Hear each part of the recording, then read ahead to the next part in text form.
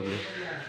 আসলে তো এটা খুব আসলে খারাপ বলে আমি মনে করছি, কারণ হচ্ছে যে আমরা এখানে তো এই সবগুলো ঘটুক এগুলো আমরা কোনোদিনই চাইনি, এবং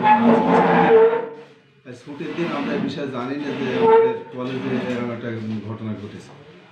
তারপরে এই মহোদয় আমার সঙ্গে কথা বললেন যে এই ব্যাপার আপনি এখনই দেখেন তো জিনিসটা কলেজে দেখেন কী অবস্থা। তো আমি আসলাম, এসে দেখি যে পুলিশের গাড়ি এসে এখানে অবস্থান করছে, যে এই লেখাগুলো কীভাবে আসলো। আমি বললাম যে আমাদের অফিসের ভিতর থেকে এইগুলো না, বাইরের থেকে যদি কেউ কিছু করে থাকে আমরা এই বিষয়ে কিছুই জানি না। শুধু একটা তারই ওখানে সংযোগ দেওয়া আছে, তাছাড়া ওকে নিয়ন্ত্রণ করার জন্য যা দরকার এগুলো তো আমাদের কাছে কিছুই নাই। আমরা জানি না এই বিষয়ে কিছু কী ঘটছে না ঘটছে। তারপর আসার পর দেখি তখন আমরা বিচ্ছিন্ন করে দিলাম তারটা, এতটুকু।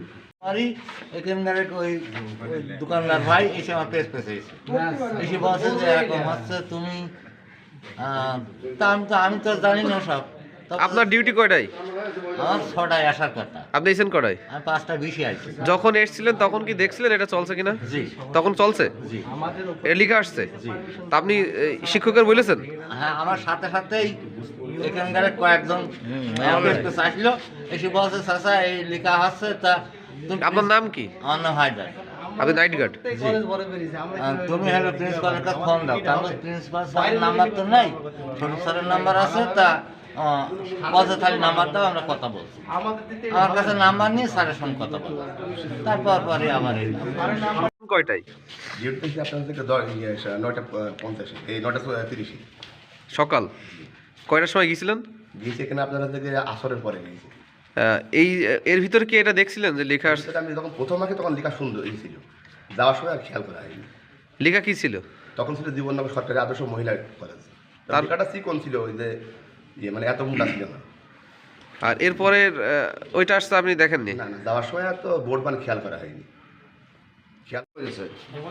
সেই ছাত্রলীগের নামে আবার একটা আতঙ্ক সৃষ্টি করার যে পায়তারা করছে, এই আতঙ্ক সৃষ্টি কারা করেছে তাদেরকে আমরা চিহ্নিত করব।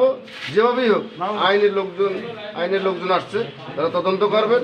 আমরা দলীয় পর্যায়ে যারা আছি আমরাও তদন্ত করে দেখব কে বা কারা এগুলা একটা আতঙ্ক সৃষ্টি করছে। আর যে ছাত্রলীগ এখনো দুঃস্বপ্ন দেখছেন যে বাংলাদেশে আবার ফিরে আসবেন, আপনাদের যে হচ্ছে কি দেশ নেত্রী যে হচ্ছে রাতের আধারে নিজের কর্মীদের থুয়ে পালিয়ে গিয়েছেন, তারা কীভাবে ভাবেন যে আবার ফির ছাত্রলীগ ভয়ঙ্কর রূপে আসবে। তা আমরা এর তীব্র প্রতিবাদ জানাচ্ছি। যেভাবেই হোক এই ছাত্রলীগকে আমরা চিহ্নিত করব, কে এই ব্যানারে ছাত্রলীগ আবার ভয়ঙ্কর রূপে আসছে, এই কাজটি কে করলো।